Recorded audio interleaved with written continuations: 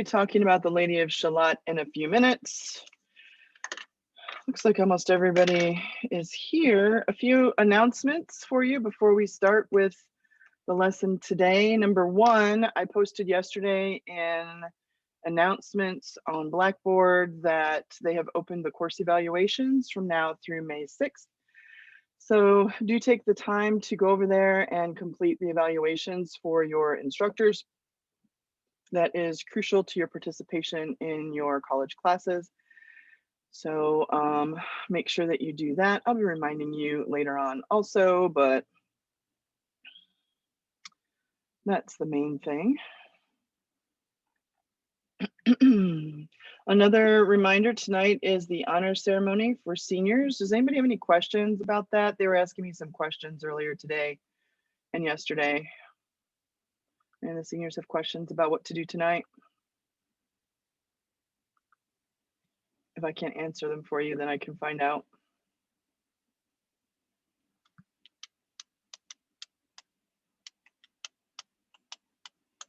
Well, you can pop them in there, and if I see them in there, then I will stop and answer them. Also remember that your cap and gown pictures are slated for Friday.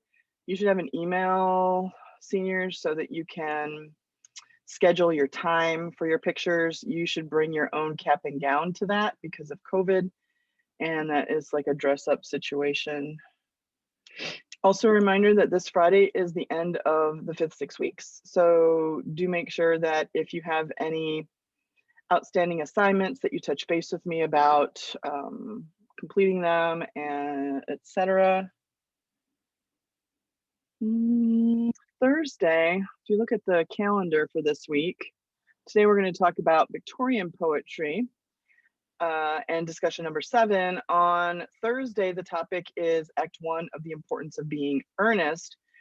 That is not a very long section of the play. You can find the play isolated in this booklet right here. I do want you to read and look through the infographic that is here on the calendar, and also you can find it in the course content under additional materials right here, the infographic. Do look at that before Thursday. On Thursday, we're going to watch the film version of the play, Act 1. There's this handy infographic that will orient you to the play in general so that you know who the basic characters are and what the themes and symbols basically are in the play so that you're prepared for that on Thursday. There is a slight, very slight chance that I will not be able to have class on Thursday. They're doing the STAR testing this week, and I'm on deck Thursday as a fill-in. So if one of the regular teachers has to call in sick, then I may have to test. But if that happens, I'll leave you a link so that you can watch a different version of the play. I have a more recent version of the play that I'm going to show you in my Amazon Prime that I purchased, and I can stream that over Zoom. But if I'm not here for that reason on Thursday, I think there's probably like a 5% chance, then I will direct you to a version to watch on YouTube so that we don't get behind. It's an older version. It's still a good version. It's just sort of old-timey film. So either way, on Thursday, we will focus on Act 1 of the importance of being earnest. Make sure that you at least look over the infographic here prior to that class period so that you're prepared. I think that's it for announcements. Today, I'm going to go over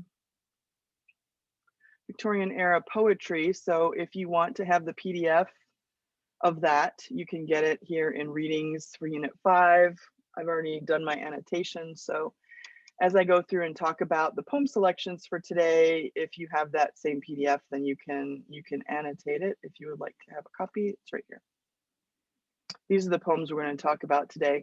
You should have also looked over basically the introduction to the Victorian period, even though I did an overview for that on Friday. The main stuff you need to know is in that PowerPoint from Friday. So today we're going to look at these poems that are listed from the Victorian period. Let me open my annotated copy.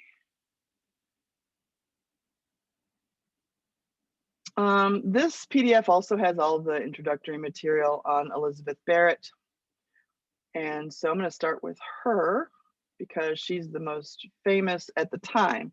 Probably now Tennyson is more famous from the Victorian era and more of the poet that we look at for the classic Victorian mindset. But in her own time, Elizabeth Barrett was a famous poet. She was the rock star of her time. That's very unusual. Usually poets are only recognized later on after they're gone or super old.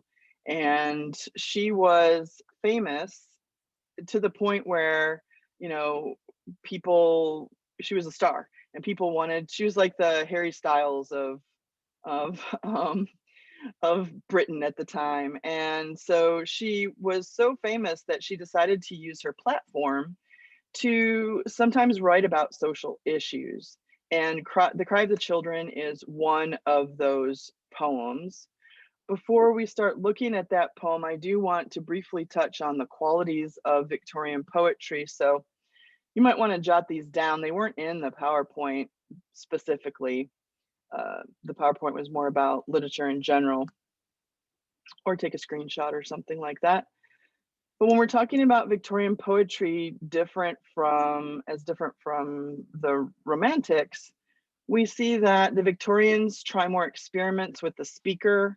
The examples that I'll show you today, I'll highlight those for you, specifically in terms of character and perspective. And not only that, but the Victorians often brought social issues to light. There were still some, social concerns. They existed also during the Romantic period. It's just that the Romantics chose to escape reality and write about the ideal, and the Victorians found that childish. So the Victorians focused on real life that had poignant meaning and deeper concepts to explore. And they tended to see the Romantics as kind of simple and childish and irresponsible in like escaping the real life issues that were facing people of the time. The Victorians also heavily relied on reimagining the medieval times. The Lady of Shalott is a good example of that. It takes place in the time of Camelot, so that brings us all the way back to Sir Gawain and the Wife of Bath's story, all the way back into the medieval times. And so there's a resurgence of that imagery, although the Victorians tended to shift it. But in general, there are references throughout Victorian poetry to medieval times, and also vivid sensory elements. Victorian poets were kind of long-winded, just like the novelists, and tended to go into a lot of detail about specific elements of their subject. So I'll give you a second if you're jotting that down. Those are the qualities of Victorian poetry. On the final, you will have to identify poems and their time periods. So it's a good idea to make sure that you can see the qualities of them. We'll toggle back to the screen again as we go through the poems so that I can show you which qualities are present in the poems that we have read for today. All right, so Elizabeth Barrett was a famous poet, and she wrote The Cry of the Children. Mainly, it's a question to British society about who is going to look out for the children. There's a huge amount of poverty during this time. Children who are working in factories, on machines that are built for adults. I'm sure that you know from your history classes, or if you're taking Euro, right? The plight of poor families and poor children during the Victorian age in Britain. And she writes The Cry of the Children from, in some places in the poem, the perspective of those children, begging for somebody to take notice of their tragedy and help them, because obviously children are helpless in some ways. So the poem asks the question, when will society actually put aside making money and focus on the improvement of the situation for young children. She has an epigraph here, which is in Greek. They changed, I think it changed in the forming of the PDF here, but you have the translation down here at the bottom. It's from the play Medea, and I recognize that there is a series of modern films with Medea as a character. I forget the name of the guy that does um, those movies, but I'm sure that he chose the name Medea, it's spelled a little differently, on purpose in order to make an allusion to Medea in ancient Greek literature. Tyler Perry, that's it. Yeah, he's a super prolific writer and producer. He's got his own production company and all that stuff. Yes, super successful. Yeah, so he also plays the character of Medea in, I don't know, countless films, but Medea is a reference to Medea, which is a character Greek in a Greek play who ends up killing her children and as a way of getting back at her husband for leaving her for a younger woman. You know, it's sort of like Oedipus. Oedipus has that ultra dramatic element to it where he stabs out his eyes and all that stuff, and so most ancient Greek tragedies are like that. So she kills her children in order to punish her husband. And so here Barrett uses that quotation to reference, the deaths of children, and death is a prevalent motif in this poem as well. So the poem asks a lot of questions, rhetorical questions like, do you hear the children weeping, and why are they in such sorrow, and all of those sorts of things, in order to get the reader to think about what children are having to suffer. A few stanzas in, she starts to take on the voice of these children. And you could see the quotations here as she's talking about how these children are saying that they would rather just die. We rather have our grave than this current situation, which is super depressing for a society to think about, because you would want for your children to have the most carefree element of time, but because there's plenty of time to be dreary in your adulthood. But children here are just wishing for death, and they even pray to God to come and take them in the poem. She says, alas, alas, the children, they are seeking death in life as best to have, as it's better to be dead than to be existing the way that they are existing. It's a fairly long poem, and she goes back and forth between a general voice of the speaker and the voice of these children, which are in quotation marks. And they specifically focus on the children who are in these abhorrent conditions in factories all day long, wishing they had just a little break. And so she just keeps bringing up all these plights. They pray to God for deliverance, but even God is, according to the children, speechless as a stone. So the question then in the poem is, if God doesn't even rescue them, who will? When are we going to stand up as a society and make things better for these children who are slaves, martyrs, and orphans, which come up here in this stanza? They've never seen the sunshine, nor the glory which is brighter than the sun, that of God. And at the end, there's a question for the nation. How long before we do something? And she references the gold heapers, meaning at what point do we put aside making money so that children can be safe and happy? So in this case, she's using her platform to obviously experiment with the speaker, because she goes back and forth between a general speaker and the voice of the child in the poem, but also bringing social issues to light and paying attention to the suffering of others. And also that means that it's not an ideal poem. When you're talking about children dying or praying to die, that's not romantic. So you have this opposite of romantic and this real life poignancy that is heartbreaking. and has, has some deep elements to it. We don't have reimagining medieval times. We do have vivid sensory elements, especially in their crying and their weeping and the description of their environment.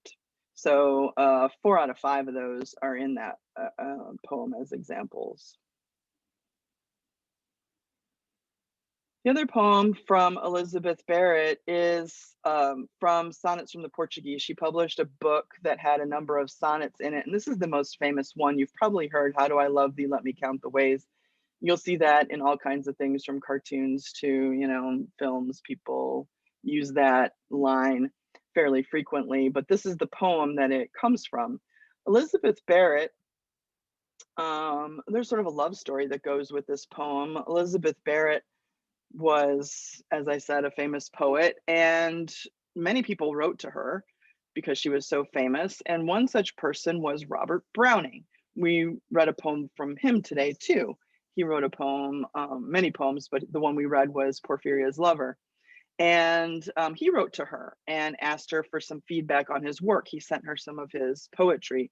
She read his poetry and wrote back to him, and thus started a communication between the two that was, based on poetry, but quickly blossomed into, interest. I guess nowadays we would say they were talking. And then that led to them meeting, and he swept her off her feet. They ended up getting married. That's why her name is Elizabeth Barrett Browning. So the two poets ended up together, and he swept her off to the Mediterranean or to France or somewhere like that, because she was ill her whole life. She was kind of sickly, and he took her to a better location for her health. Her family didn't want her to marry at all because of her fragility, and I guess they wanted her to stay in her room and write poetry.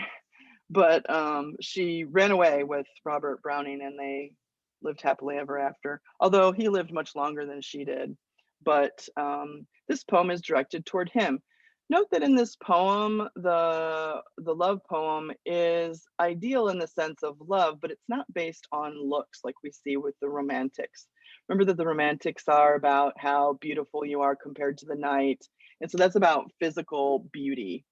And the Victorians were more about the internal qualities, especially Elizabeth Barrett Browning. So I'll just read this one because it's short. How do I love thee? Let me count the ways. I love thee to the depth and breadth and height my soul can reach, when feeling out of sight for the ends of being and ideal grace.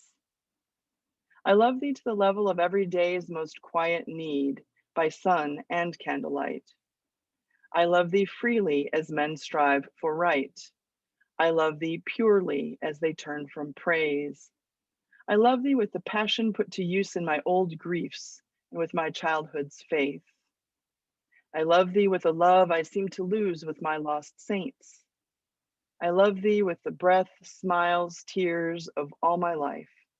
And if God choose, I shall but love thee better after death. So obviously that's a reference to, till death do we part, kind of reference to marriage. And you could see how many times I love thee is repeated in the poem, but all of it has to do with the personal qualities of the love, not the outward appearance of the two lovers, one or the other. So when we go back to the qualities here, we see that it's, obviously we have a first person speaker. I don't think that's an experiment necessarily, but we do have vivid sensory elements, and that's pretty much it in that poem. All right, then we have Tennyson. The first poem I asked you to read of Tennyson was The Lady of Shalott, which is a fairly long poem, but it's worth the read because it's one of the greatest poems in English literature. And if you missed it, you should go back and read it. It is what we call a lyrical ballad. It can be turned into a song, and many people have turned it into a song.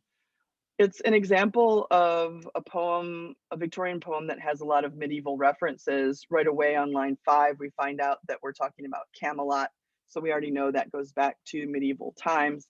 The only difference is in this poem, the lady doesn't stay in the tower. She leaves the tower.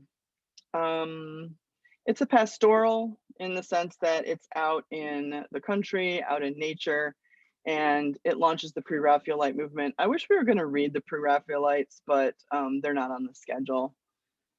So the poem is about this woman who lives in a tower. She's been trapped there, and she has a curse. She has to stay in the tower and she's not allowed to look out the windows. She gets around that by having a mirror, and there's a mirror that allows her to look outside, but she, sort of bypasses the curse by looking in the mirror and then looking outside. And she can see people going by. There's a river and there's a bridge and there's a road that goes by, and she can see all the people that are traveling down the road. Here's an image. I think this is John Waterhouse's painting of the Lady of Shalott, and you could see here she is. So what she does all day is she weaves on this loom, and that's all she can do, and look in the mirror. This is the mirror in the background, and obviously she can't turn and face us, because if this is the mirror, then that's what is behind us, right? So you can see there's a bridge, and this is Camelot over here, and here's a river. That's going to be important later on. She lives outside of Camelot. So she can peer in the mirror, but she can't peer out the window. That's her curse. And she's stuck there in this tower, weaving and only looking at the reflections of things, not the real things, in other words. If you already know the story of Plato's cave, then this will seem familiar to you. And Tennyson is definitely using that concept of the allegory of the cave in this poem. If you do not know it, then I will tell you the brief background of Plato's cave. Plato, of course, being the Greek philosopher, the student of Socrates.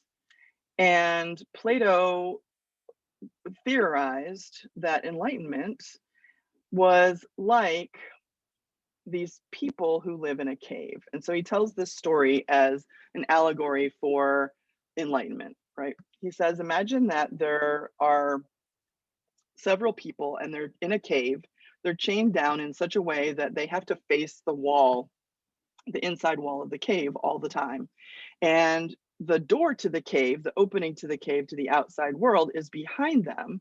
So they periodically see shadows of things moving on the wall because it's being projected inside the cave from the outside with the sunlight.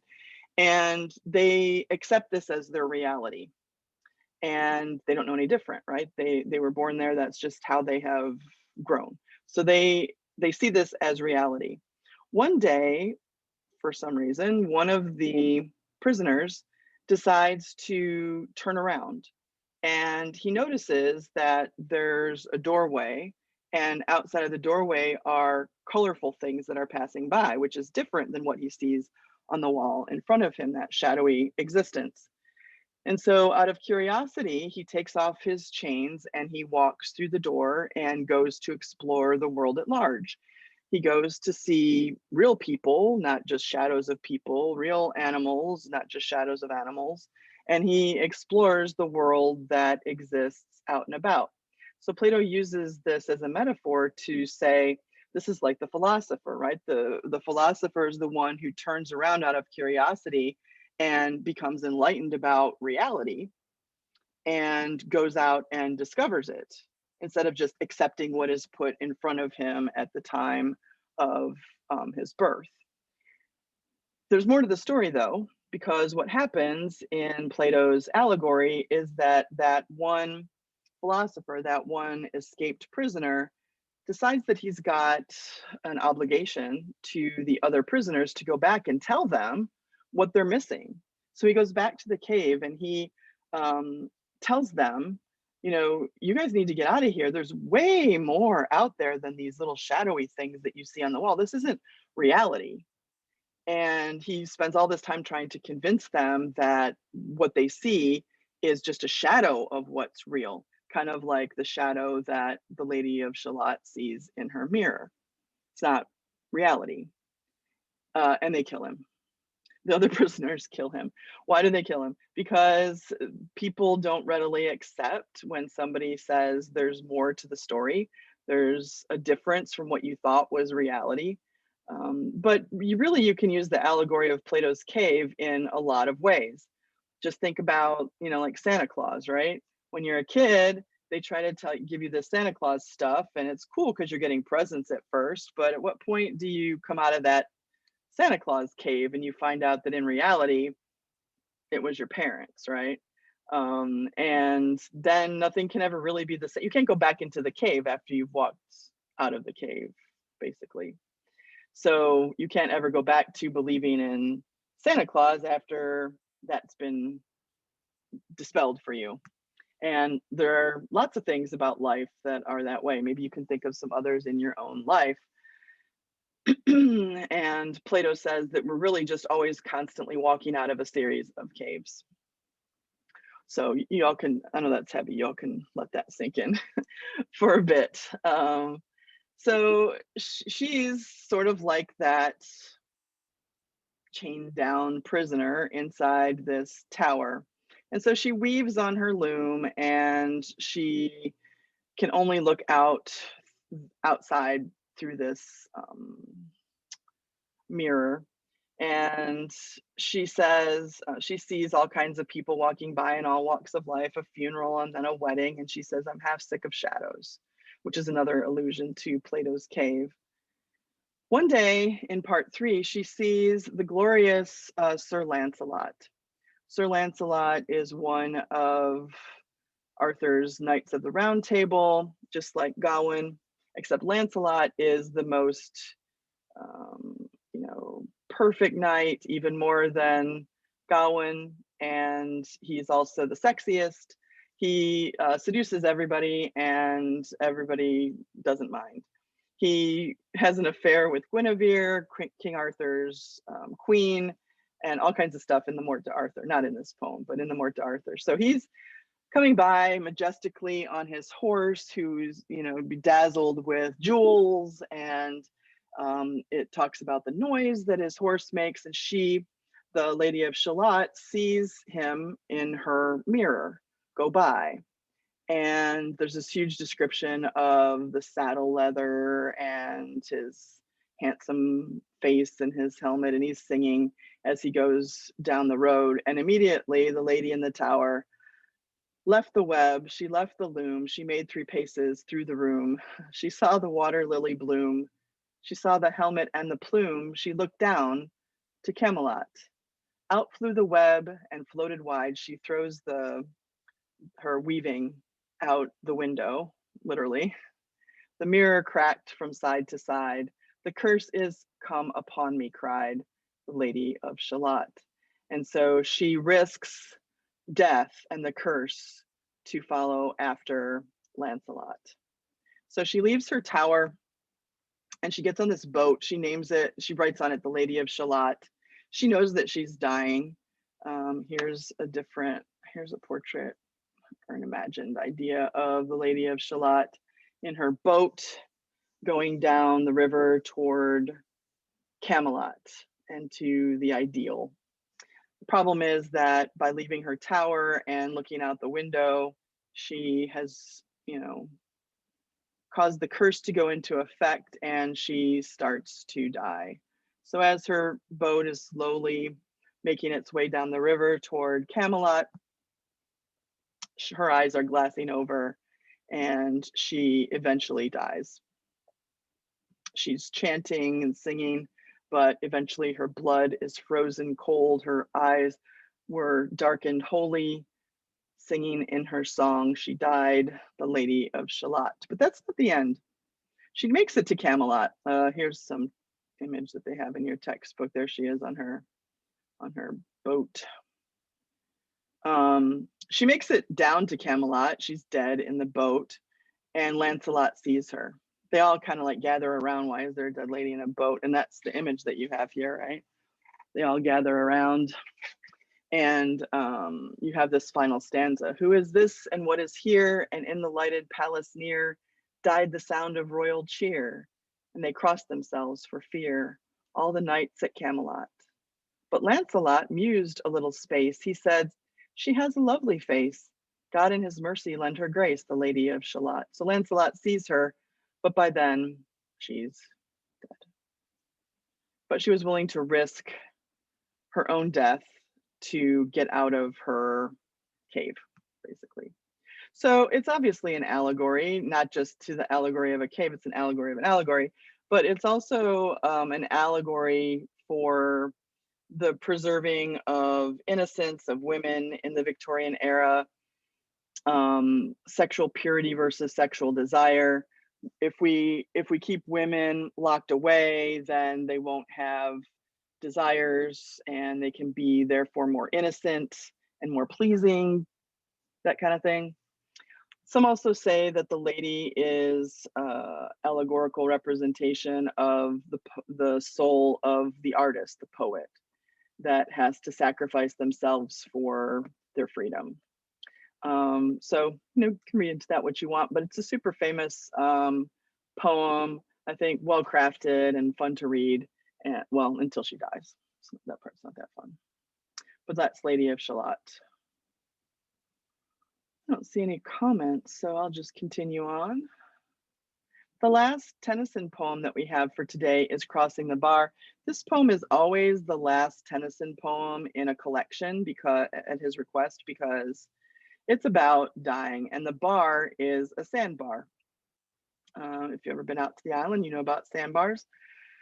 Sandbars, when you cross over them, you end up in a different depth and you end up going farther and farther out to sea. And in this poem, out to sea is a metaphor for dying. So he's talking about his wishes when he dies. He doesn't want people to cry for him when he puts out to sea. He just wants evening to fall and for him to see the face of God. So I'm sure you read that one already. So these two poems from Tennyson show the qualities of Victorian poetry in a couple of different ways. Obviously, the voice of the Lady of Shalott is kind of an interesting perspective. And if you think of the allegory, then it would be bringing social issues to light. It's not ideal because idealistically, she wouldn't die at the end of the poem. Maybe the people would have a realization or enlightenment. But just like in Plato's cave, the enlightened person ends up dead. And obviously reimagining medieval times and vivid sensory elements. So pretty much all of those are present in The Lady of Shalott. The last poem is by Robert Browning. And Robert Browning is the husband of Elizabeth Barrett. You need to know what a dramatic monologue is, and this is an example of one, this piece that you read for today. A dramatic monologue is when the poet imagines and creates a character for the speaker. And then that speaker is usually sharing some sort of secret with the poetic audience. So it's like if I decided to write a poem where I was a serial killer and I wanted to share with the audience reading my poem about the location of the most recent body. So obviously I'm not the same as the speaker. I'm creating a character who is speaking. And that's a good example in dramatic monologue of this experiment with speaker, character, and perspective. Because in some poems, you can't really tell if the speaker is the poet and might in a lot of ways be the poet, or it's ambiguous, you can't really tell. In this case, clearly Robert Browning is not the person in the poem. So it's a little bit long, but I will read it for you. I noticed first period that the PDF got cut off. So I went ahead and replaced it on here. There's a few lines that didn't get into the original PDF, but you'll see them at the bottom here. So this poem is called Porphyria's Lover. I'll just tell you up front that it's about the speaker is a man who has been waiting for his beloved to come to their secret love nest getaway cottage. And he's been getting more and more angry as he's been waiting for her because she's been off at a party and this is not the beginning of their relationship. It's actually the end of their relationship because he kills her. And you could see a motif here, right? Like the death element that we see present in the Victorian poetry. Anyway, so he is waiting for her, and she shows up. She comes right from a party, and she's, snuggles up with him, and he's so angry because she doesn't appear to want to make their relationship public for whatever reason. She's not proud of their relationship. She wants to keep it in secret, and he has had enough of that.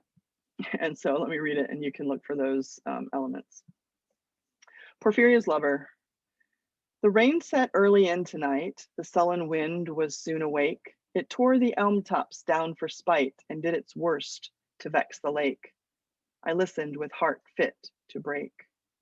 When glided in Porphyria, straight she shut the cold out and the storm, and kneeled and made the cheerless grate blaze up, and all the cottage warm. Which done, she rose, and from her form withdrew the dripping cloak and shawl, and laid her soiled gloves by, untied her hat, and let the damp hair fall. And last, she sat down by my side and called me. When no voice replied, she put my arm about her waist and made her smooth white shoulder bare, and all her yellow hair displaced, and stooping, made my cheek lie there, and spread over all her yellow hair, murmuring how she loved me, she too weak for all her heart's endeavor to set its struggling passion free from pride and vainer ties dissever, and give herself to me forever. But passion sometimes would prevail, nor could tonight's gay feast restrain a sudden thought of one so pale for love of her, and all in vain. So she was come through wind and rain. But sure I looked up at her eyes, happy and proud. At last I knew Porphyria worshipped me. Surprise made my heart swell, and still it grew while I debated what to do. That moment she was mine fair, perfectly pure and good. I found a thing to do, and all her hair in one long yellow string I wound 3 times her little throat around, and I strangled her. No pain felt she, I am quite sure she felt no pain. As a shut bud that holds a bee, I warily oped her lids. Again laughed the blue eyes without a stain, and I untightened next the tress about her neck. Her cheek once more blushed bright beneath my burning kiss. I propped her head up as before, only this time my shoulder bore her head, which droops upon it still. The smiling, rosy little head, so glad it has its utmost will, that all it scorned at once is fled, and I, its love, am gained instead. Porphyria's love, she guessed not how her darling one wish would be heard. And thus we sit together now, and all night long we have not stirred, and yet God has not said a word. So he's sitting there waiting for the wrath of God to come down on him for killing her. Why does he kill her? Because ideas?